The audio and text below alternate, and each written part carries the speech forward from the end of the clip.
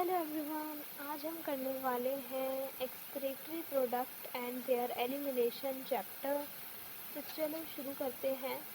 तो सबसे पहले जब मैं आपको बोलती हूँ एक्सक्रीटरी प्रोडक्ट्स, तो इसका मतलब आपको क्या समझ आता है कि हम अपनी बॉडी से नाइट्रोजिनस वेस्ट हम रिमूव करना चाहते हैं, क्योंकि एक्सक्रीटरी प्रोडक्ट में हमारे नाइट्रोजिनस वेस्ट आते हैं जो हमारी बॉडी के लिए हार्मफुल होते हैं, जिनको हमें रिमूव करना ही होता है।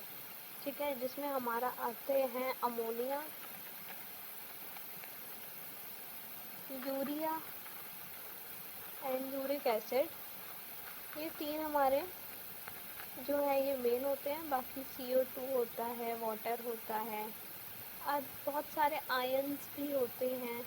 ये सब एक्स्ट्रा चीज़ें भी होती हैं। तो ये सब हमारे एक्सक्रीटरी प्रोडक्ट्स होते हैं। ठीक है, ओके। सो अब हम पढ़ते हैं।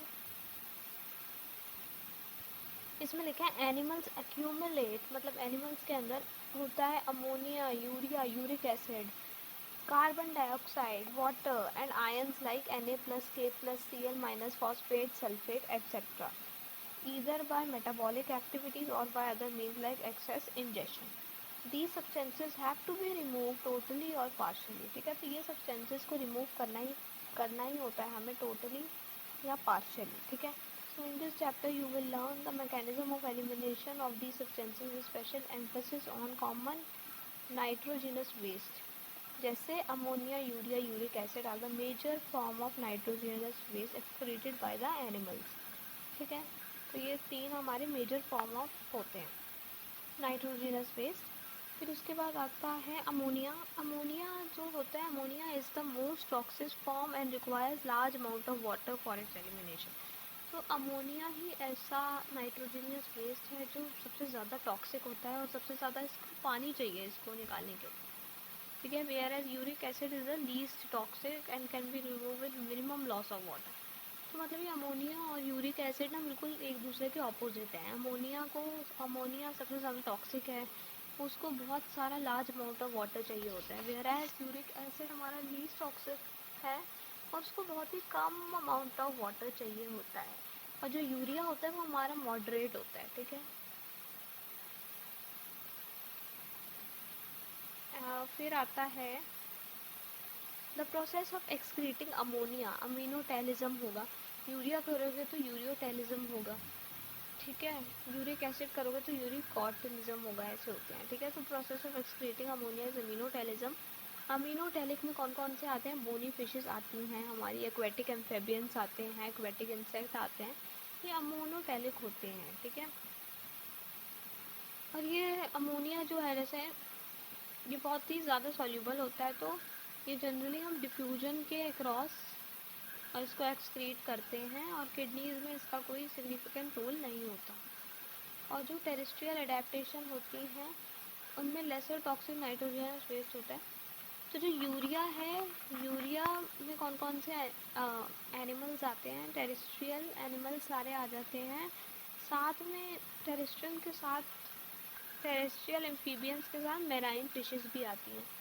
तो ये हमारे यूरिया में आ जाते हैं, जिसको यूरियोटैलिक बोलते हैं।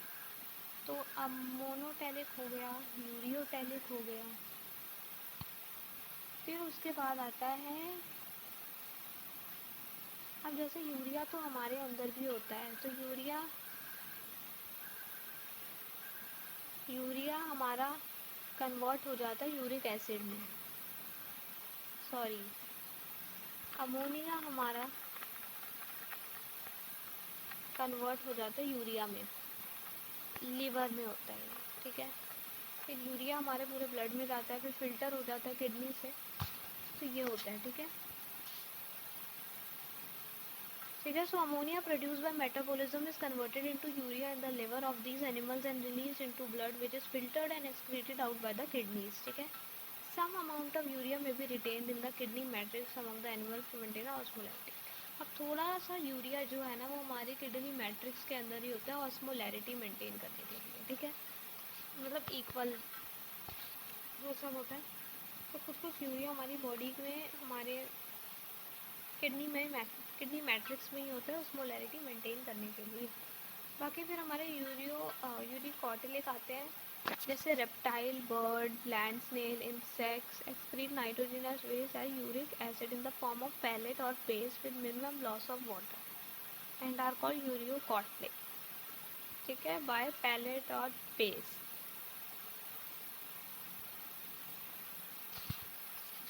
ठीक है, तो आई होप आप सबको ये वाला पेज समझ आया हो। मेन तो इसमें अमोनिया, यूरिया, यूरिक एसिड ही है।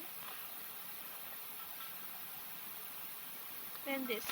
A survey of animal kingdom present a variety of excretory structure in the most invertebrates. तो जो हम इन्वर्टिब्रेट्स की बात करेंगे, इनका ना इन्वर्टिब्रेट्स का एक्सक्रेटरी सिस्टम ना एक सिंपल ट्यूबुलर फॉर्म में होता है, लाइक ऐसे सिंपल ट्यूबुलर फॉर्म में उनका एक्सक्रेटरी सिस्टम होता है। ठीक है, क्योंकि वर्टिब्रेट्स हम लोगों के पास तो कॉम्प्लेक्स किडनी होती हैं, लेकिन उनके पास सिंपल ट्यूबुलर स्ट्रक्चर होता है। ठीक है, जैसे इसमें हम बात करेंगे प्रोटोनेफ्रीडिया की या फ्लेम सेल्स की। प्रोटोनेफ्रीडिया और फ्लेम सेल्स जो होते हैं ये हमारे उनमें होते हैं, जैसे प्लेटीहेल्मिन्थीज में होते हैं।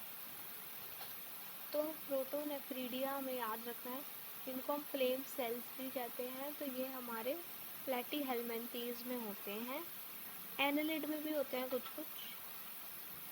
ठीक है, फिर उसके बाद आते हैं हमारे नेफ्रीडिया। नेफ्रीडिया हमारे अक्सर अर्थवॉर्म में ही होते हैं। ये चैप्टर जब हमने एनिमल किंगडम पढ़ा था तब भी उसमें ये था mention. Nephridia help to remove nitrogen waste and maintain fluid ionic balance. ठीक है, तो ये नेफ्रीडिया फ्लूइड आयनिक बैलेंस को मेंटेन करता है, और जो प्लेटीहेल्मिन्थीज होते हैं ना, ये भी फ्लूइड आयनिक बैलेंस को ही मेंटेन करते हैं। ठीक है, फिर मेलफिजियन ट्यूब्यूल जो होते हैं ये हमारे कॉकरोच में होते हैं। ठीक है, फिर एंटीनल ग्लैंड हमारे प्रॉन्स में होते हैं। तो इसमें हमने basically in this paragraph basically we have studied about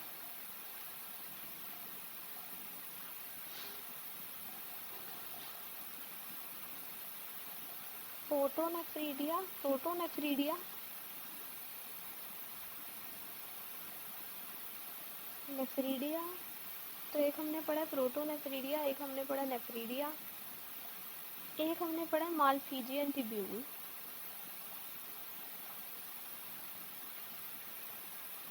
ठीक है, और एक हमने पढ़ा एंटीनल ग्लैंड्स। ठीक है, तो याद रखना यार कि 4 हैं।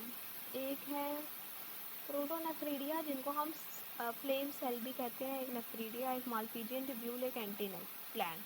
तो जो प्रोटोनेफ्रीडिया है या फ्लेम सेल्स हैं, इनमें हमारे प्लेटीहेल्मिन्थीज आते हैं। नेफ्रीडिया में हमारे अर्थवॉर्म आ गए, मेलफिजियन में हमारे कॉकरोच आ गए, एंटीनल में हमारे प्रॉन आ गए। ठीक है, तो ये पैराग्राफ भी यही कह रहा है। Then human excretory system. तो ये हमारा ह्यूमन एक्सक्रेटरी सिस्टम आप देख सकते हो। इसमें आपको पेयर ऑफ किडनी दिख रही है। ये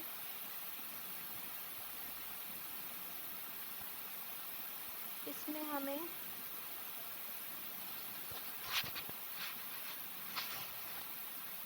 ये दिख रही हैं पेयर ऑफ किडनी जो ऐसे बीन शेप्ड हैं।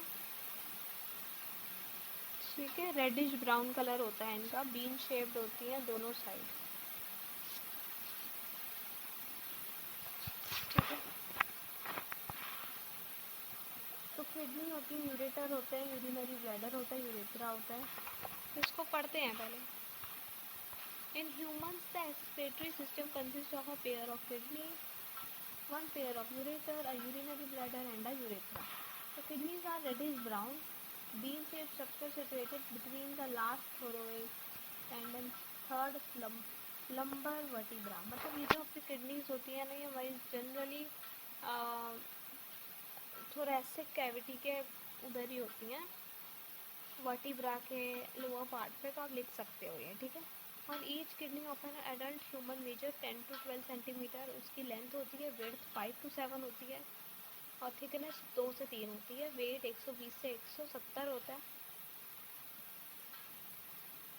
और सेंटर में एक नॉच होता है जिसको हाइलम कहते हैं, जिससे ब्लड वेसल नर्व्स एंटर होती हैं। ठीक है, ये है हमारा। जैसे ये हमारी किडनी है, तो यहाँ इस साइड हमारा कोई नॉच होगा जिससे हमारे यूरेटर, बाकी सारी ब्लड वेसल्स और नर्व्स कनेक्टेड होती हैं। ठीक है, लाइक इन दिस पिक्चर।